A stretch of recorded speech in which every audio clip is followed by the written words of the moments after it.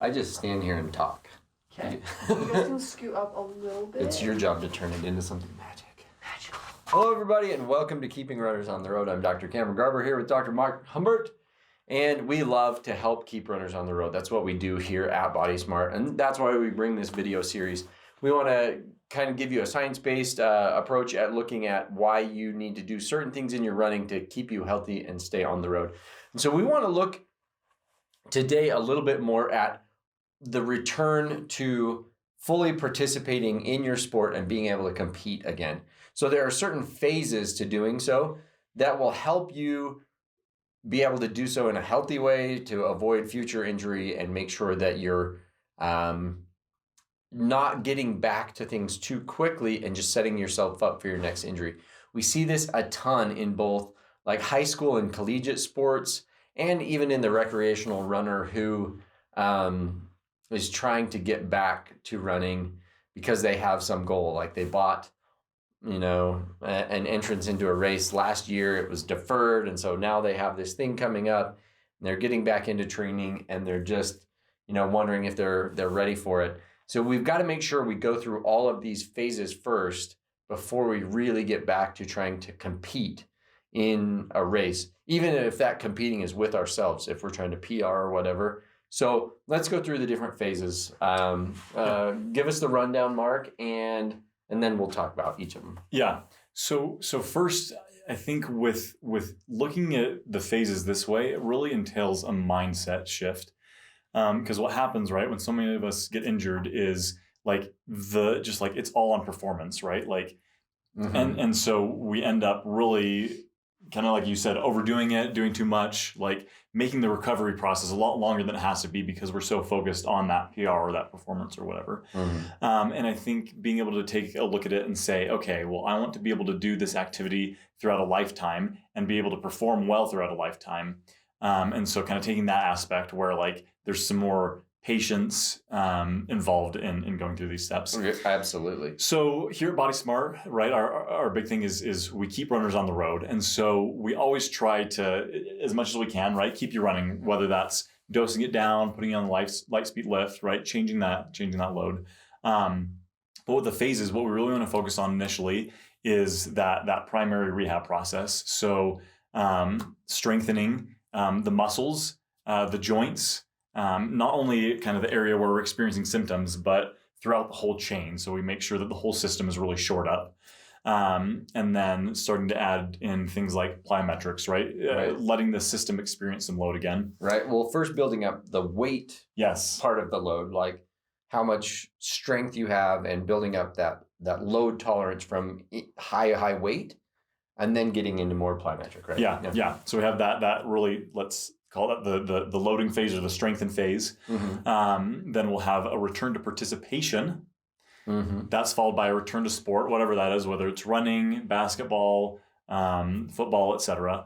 And then finally, at that top tier is the return to performance. Right. But we really need to go through all those stages first so we get the benefit of each stage and we can maximize our potential at each step of that. And what we unfortunately tend to see way too much in the community, both running community and in the rehab community, is we go from primary rehab, like down and out injured, to performance. And we don't focus on strength. So like as soon as pain is gone, so you go in to see your physical therapist or, whoever you go to for pain help, and they help relieve your symptoms and get you pain-free, and you start barely participating. And then we say, all right, good luck. See you later. Hope that all goes well. And we never really go through the strengthening phase, especially heavy strengthening. We never go through the plyometric phase almost ever in kind of the traditional rehab model. Unfortunately, we just don't take it that far. And so you're not getting back to like jumping tasks and things like that, loaded and unloaded, and working on building up the resilience. And so we kind of get out of the pain phase and we skip right to performance. Like, oh, let's resume my training plan for this race. Yeah. That's a problem. It really is. And so like, that's why I love the like that idea of return to participation, right? Like, because we've got to get back in it. That's what I think each of us are aching to do when we have an injury. Like, I just want to get back. Like, I want to be, like, I want to have that part of me back. Right. But like, it can just, like, it doesn't have to be that all or none thinking that we so often get into, right? Just really starting out with smaller doses and reaccommodating your body. Yeah. I picked up where yeah. But reaccommodating our body to handle those motions and those movements again. Like the nice thing, right? We've spent some good time, some heavy time in that strength training phase, so that the bones, the muscles, tendons, ligaments, everything are really where we want them to be, so that we can add in whatever, begin adding in some of those activities that you're going to be doing in sport. It's not going to necessarily be sport specific at that point, but for running, for example, maybe we just start with walking, right? Light walking, and build up through that. Make sure our body can handle that, and then move into some other phases. Walk, jog, run, like build it up. So the key then to the participation phase. So again, there's like the loading phase of that primary rehab, super important. But then we've got participation, sport, and then performance, right? The participation is just getting the consistency down, building up that load tolerance and that baseline base of like, can I run every day again? And you may start it 2 days a week and then 3 days a week and 4 days a week. You shouldn't worry about speed, miles, anything like that. It's just getting the consistency in first. Who cares what your paces are? Who cares how many miles you're going at first? You've just got to build up that consistency and really be willing to feather how far you're going or whatever based on, adjusting that daily based on how you're feeling, how your body's keeping up with it. So we don't overdo it. So that's the participation phase, is just making sure that you can really actually run again before. And so when we jump right to performance instead of, participation and then sport and then performance, we skip a huge chunk of what builds up that base of being able to perform well. Yeah. So I think that's where we sabotage ourselves a lot of the time. Oh, for sure. Another thing that I think is good to look at in the participation phase is some of the other aspects of our training, right? Because it's a lot more free flowing, right? It's not quite as rigid as we are when we're in more of the sport or the performance phase. Mm-hmm. It's a great time to take a look at what's my sleep like? What's my nutrition like? How am I managing stress? Because, we talk so much about load in terms of weight and strength training, but like the amount of stress and anxiety, how we respond to that, like that adds to our overall load, and not managing that well really ends up hurting us later if we don't deal with it early. So participation phase is a great time to deal with those, take a deeper dive into some of those things when you have a little more time, more flexibility. Right. Establishing the entire lifestyle of being a healthy runner that's high performing. So that really is an important phase. And so after we are participating for a while and we've got the habits down, the lifestyle down, we're doing it regularly, then we can start worrying about return to sport.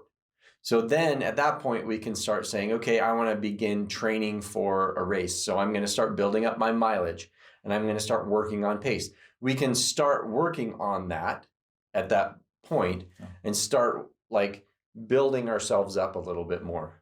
And so at that point, we can say, okay, now I'm going to return to my sport. I'm going to do some workouts and I'm going to do some, building up my mileage. This is where I'm trying to really grow my ability to participate in that sport. That's kind of that phase of the game. And then performance is more of when you then say, okay, I think I'm ready because my times are getting better again. I'm getting back in shape to where I maybe used to be. Now I can start specifically training for a race. Oh. And I can start specifically training for that track meet or that whatever. And so it's a ways down the road, though, before you can really decide like, okay, now I'm ready. My baseline runs are up to where my baseline runs used to be. Now I can take and train for a specific event.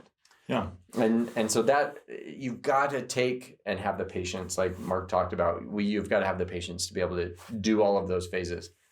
Yeah, because like, again, the mistake that we see people make all the time is they want that performance so bad, right? They want those gains.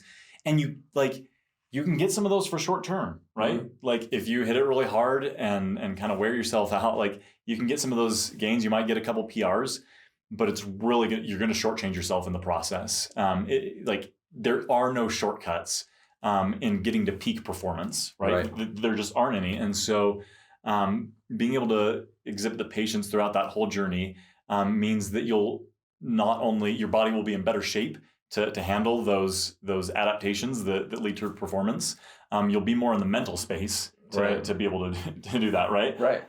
You'll have prepared your body in terms of recovery, right? Sleep, nutrition, stress, so that those harder workouts that you have to do, your body's able to absorb that a lot better. And so when you do go out and hit it hard, you can go faster, stronger, longer, harder, all those things. Yeah, your body's just more resilient to be able to tolerate it.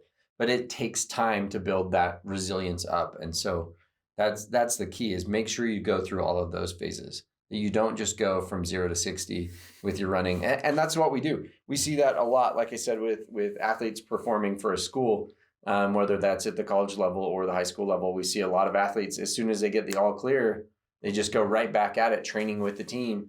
And sometimes those workouts are a little more intense than they're ready for. And they wind up getting injured again. And that's a bummer, because they put so much effort and emphasis into that, and they're even getting school paid for it. And so for them to not be able to fully participate is kind of rough. And so if you can do that, take time and patience in each of those stages, and build things up at that level where you're at, and just kind of own that that's where I'm at right now, and build that up before you really go back to training for some specific event. And honestly, I would say that cycle is probably true for all of us, whether injured or not, that we need to periodize our running so that we're not always peaked. That's hard to do. So we're always going to need to take time off from that performance phase, where we come back more to a participation phase, where we keep building our base and then get into more sport specific training. I'm not a big fan of like time just off. Like I'm going to take the next month and not run at all. But you may take the next month and not run, and where you're paying attention to your watch or whatever at all, where you just go run because you enjoy the sport. And it can really be a great refresher in just how you feel, how you approach, how you do with running, by not worrying about any of it and just participate again, and then get back into the sport and then worry about performance. That really is a healthier way to go. But it does take some patience. And every so often too, like with that periodization, you got to go back to the strength training and make sure that you're not slacking in that area as well. So yeah, going through those phases throughout a training season or a training cycle, or that, year on year, is important to make sure that we stay healthy and stay on the road, because that's what we do. So if you feel like somebody that could be helped by this, definitely like, follow, subscribe, share with others, so that you can get all of our other messages with keeping runners on the road. Thanks so much for joining us, and we look forward to catching you on the next episode.